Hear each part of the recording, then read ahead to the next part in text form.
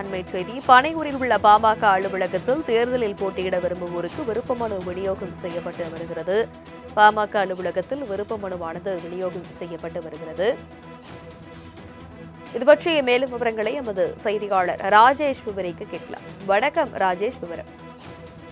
தனலட்சுமி வணக்கம். 2026ஆம் ஆண்டு சட்டமன்ற தேர்தலை முன்னிட்டு பாமக சார்பில் போட்டியிட விருப்பமுள்ளவர்கள் விருப்ப மனுவை வாங்கிக் கொள்ளலாம் என்று அக்கட்சி அறிவித்தது. இதனை அடுத்து இன்று விருப்ப மனு வழங்கக்கூடிய அந்த நிகழ்வு என்பது தொடங்கியிருக்கிறது. சென்னை ஈசிஆர் சாலையில் பனையூரில் உள்ள பாமகவின் தலைமை அலுவலகத்தில் 2026 சட்டமன்ற தேர்தலில் போட்டியிட விருப்ப மனு பெறும் பணி கட்சியின் பொதுச் செயலாளர் வடிவேல் ராவணன், பொருளாளர் திலகபாமா, வழக்கறிஞர் பாலு ஆகியோர் முன்னிலையில் நடைபெறுகிறது. தமிழகம் முழுவதும் உள்ள பல்வேறு மாவட்டங்களில் இருந்து கட்சியின் முக்கிய நிர்வாகிகள், மாவட்ட செயலாளர்கள் மற்றும் கட்சி தொண்டர்கள் தங்களது விருப்ப மனுக்களை வழங்கி வருகின்றனர்.